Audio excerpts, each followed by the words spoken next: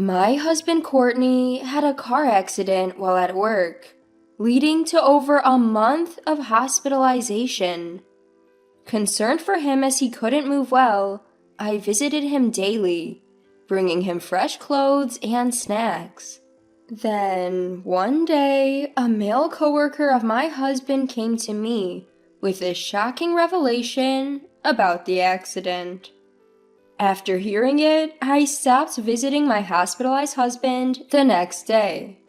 Soon after, I received a furious message from him demanding, "Come to the hospital now." My name is Vivian, a 40-year-old housewife. Courtney and I live with my in-laws as part of a multi-generational household. My in-laws run a diner that's been in the family for 3 generations, and I help out there. Since it's been around for 3 generations, the diner has a retro vibe. This is a hit, even with the younger crowd. Famous for its burgers, it's busy enough to have a lunchtime line, keeping us all on our toes. My in-laws, though blunt, are very straightforward, and we have an easy, say-what-you-mean relationship. They often express how grateful they are for my help with the family business. Courtney has no plans to take over the diner, focusing on his office job instead. This probably adds to their appreciation of my efforts. I work hard helping out at the diner, covering for my husband as well. I believe that's an important role for me as a wife. While this mindset might be considered outdated these days, luckily our kids have grown up and I have plenty of time. My wish is for Vivian to take over the diner someday. It'd be a shame to end it with me. My father-in-law often jokes, or maybe he's serious. Whenever he says this, I feel happy, thinking I must be a valuable asset to my in-laws. Moments like these make me glad to be part of this family. I would continue to live out my busy yet peaceful days in this household. I had been vaguely thinking that. Then, one day, my cell phone rang right after lunch service as I was taking a break. The call was from an unknown number. Hesitantly answering it, I found out it was from the local hospital. They told me that Courtney had had a traffic accident while at work and had been taken to the hospital. My hand trembled as I held the phone, my heartbeat accelerated, and cold sweat trickled down my forehead. After hanging up, I quickly informed my in-laws about the call and rushed to the hospital where my husband had been taken. We all arrived at the hospital with pale faces, anxious and worried, and hurried to my husband's room.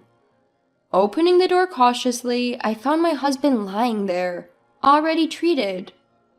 "Oh, you all came. I'm sorry." He spoke weakly as he noticed us, his body covered in fresh, painful-looking wounds. His life wasn't in danger, but he had fractured his right arm and leg. He'd be in the hospital for over a month, in pretty rough shape. It was a small mercy he hadn't hit his head. My husband told us he had crashed into a utility pole, trying to avoid a cat that suddenly darted into the road. My in-laws and I felt a wave of relief knowing he was okay. But despite this, my husband was visibly downcast. "I wrecked a company car in the accident, and with the long hospital stay, I might be fired." He sighed deeply. We didn't know what to say to lift his spirits. That's when my father-in-law chimed in. "Don't worry about it. If you get fired, you can work at the diner. You know better than anyone how well our business is doing. We could always use more help." Smiling, he patted my husband on the shoulder. My mother-in-law and I agreed, doing our best to encourage him. Sure, the company car was damaged, but there was no bodily injury to anyone else, and above all, my husband was safe. According to him, his co-passenger, a colleague, only suffered fractures and bruises. Getting fired seemed unlikely, and even if he did, we had the family business as a backup. He didn't need to be this down. Right now, healing should be his focus. I should apologize to the company. I'll get in touch with them tomorrow. As much as insurance would cover, ignoring the damaged car wasn't an option. Thinking it was my turn to act on my immobilized husband's behalf, I offered to contact the company. Contact might be necessary for the procedures related to the accident, but when I mentioned it, my husband stopped me firmly, saying there's no need to do such things.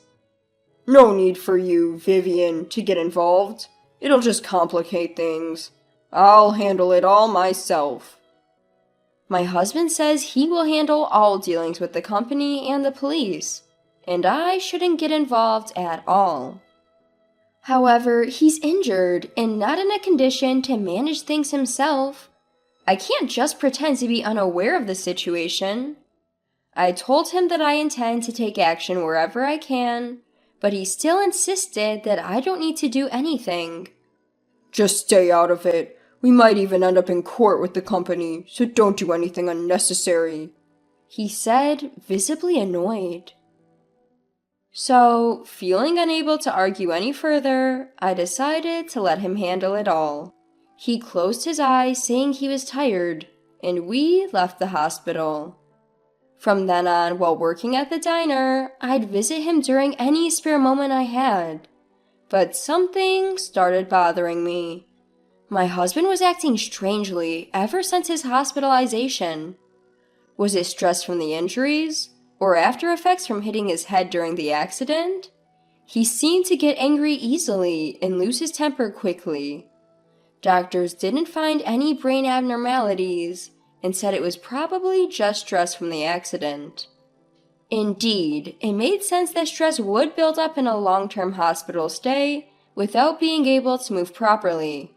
It might be something unavoidable.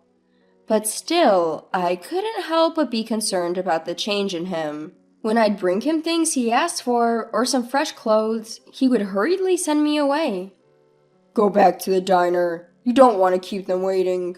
Don't worry about me. Just go. At first, he seemed concerned about inconveniencing the family business. But even when I'd arrange my schedule to visit him, he would still tell me to leave immediately. Even if I said it was okay and I had time, he would get grumpy, so I would just leave the items and go. This pattern continued. His attitude didn't change, and my visits to the hospital became increasingly depressing. He would ask me to bring him this or buy him that nearly every day. More than 3 weeks remained until his possible discharge, and the thought of this going on was exhausting.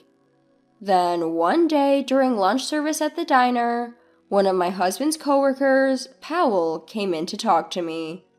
I had seen him many times as he frequently visited our restaurant. Powell, always friendly and smiling, greeted me, but this time he had a serious look on his face and said he needed to talk to me about my husband. Sensing this wasn't a casual matter, we agreed to meet at a nearby cafe after my lunch shift. When I arrived at the cafe, Powell was already waiting at a table towards the back. He pulls out a tablet as soon as I take a seat and hands it over to me. "What's this about?" I ask. Just watch, Powell says. He then plays a video saying, "This is from the day your husband had the accident." Speechless, I watch the video on the tablet. My husband is driving the car, flirting with a woman in the passenger seat. The two look way too intimate to be coworkers. To make it worse, the video has audio.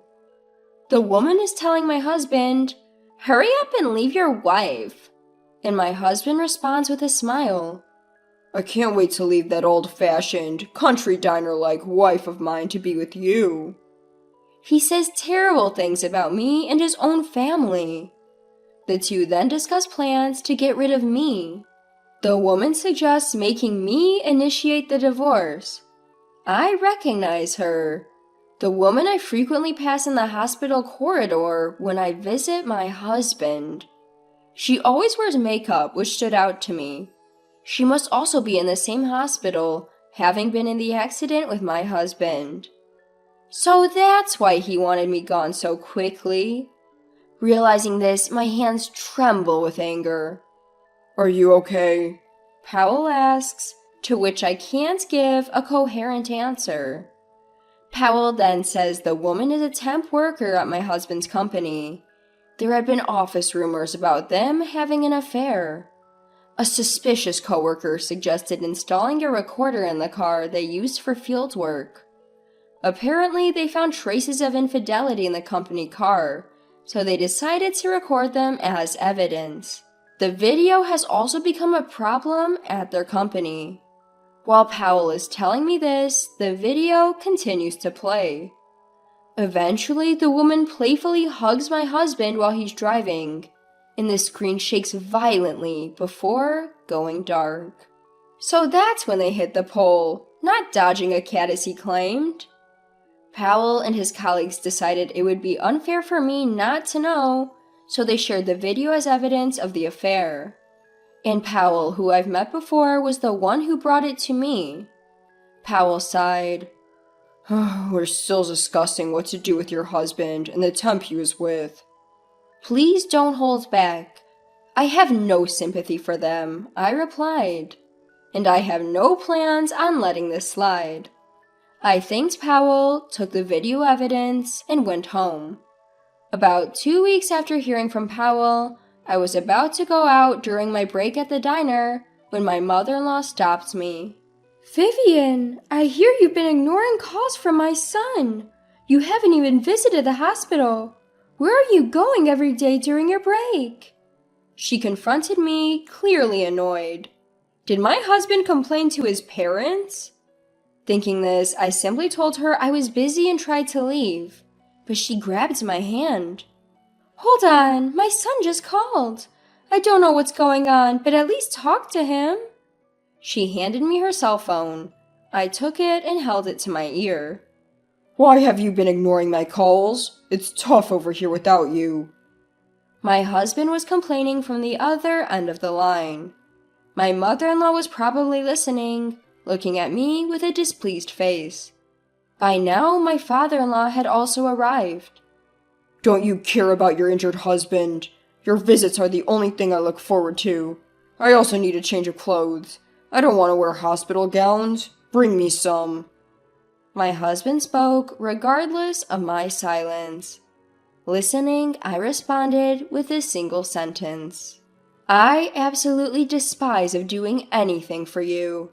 Let's get a divorce. I hung up immediately after. For a moment, silence fell. Then both in-laws spoke up. Divorce? Just like that? Abandoning your injured husband is outrageous.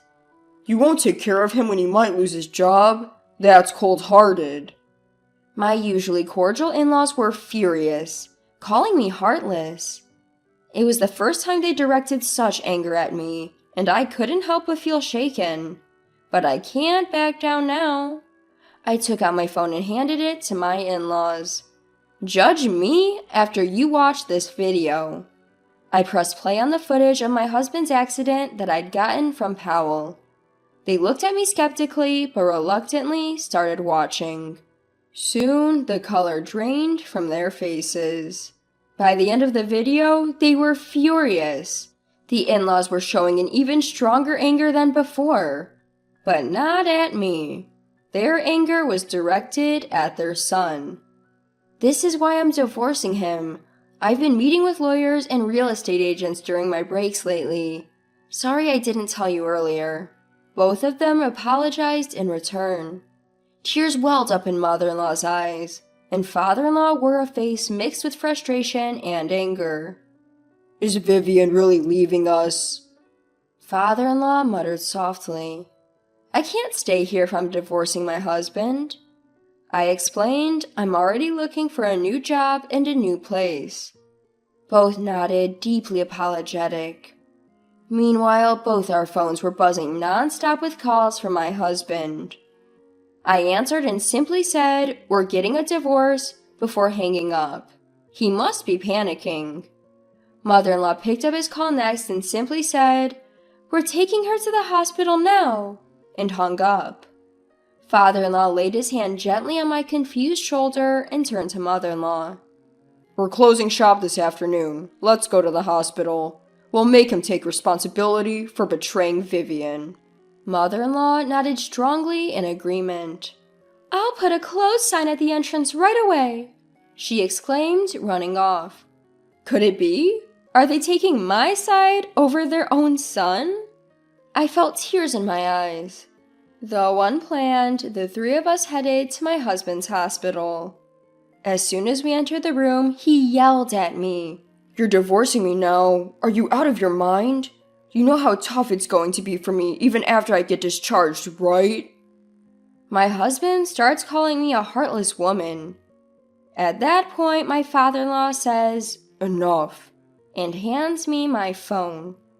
We then show my husband the same video that my in-laws had watched earlier. "What? Why do you have this?" My husband goes silent, and my father-in-law confronts him.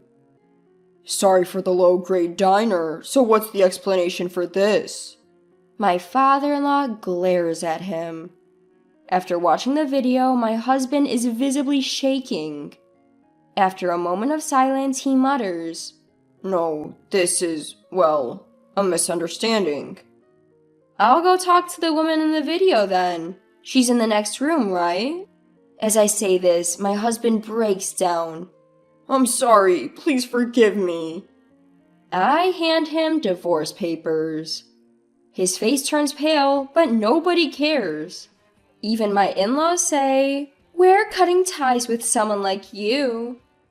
My husband's face grows even paler. "As for the settlement money, we'll discuss it with our lawyer later. Don't run away. Although, you can't run with your condition, can you?" My immobilized husband can't escape. He just listens, utterly defeated. A few days later, I go back to my husband with the lawyer. We're going to demand a settlement. "Taking money from an injured man, you're the worst." My husband snaps after hearing from the lawyer. I guess that's all he can say now. Rather than getting angry, I pity him. "The fact that you cheated and got injured, and then make your wife deal with it, makes you far worse," the lawyer tells him, leaving him speechless. In the end, my husband agrees to pay the settlements from the divorce assets and signs the divorce papers. Our divorce goes through smoothly, thanks to his inability to flee. Soon, both will face job termination and some kind of legal action for workplace affairs and accidents. As I leave the room, never to return, I hope he faces the consequences of his stupid actions. After the divorce, I move out of my in-laws' place, but continue working at their shop. It was their suggestion. It seems like my father-in-law is genuinely keen on me taking over the family business, and he assures me that this won't change even if I divorce my husband. So, I accepted the offer, and now I'm in the midst of learning the ropes from my father-in-law with a newfound enthusiasm. My kids are all for it, cheering me on. Meanwhile, my ex-husband showed up at my in-laws' place once after his discharge from the hospital. He was limping on his right leg and was promptly kicked out by my father-in-law. My kids have no intention of helping him, saying it's all on him. From what I've heard, my ex is living a lonely life in a small apartment he rented with the remainder of his share from the divorce settlement. Apparently, he's also been hit with a large financial demand from his company and is working around the clock to pay it off. Well, as long as he has a place to live and a job, there's nothing to worry about. My ex lost everything: his family, our children, and their support. But I can't find it in me to feel sorry for him. Not one bit.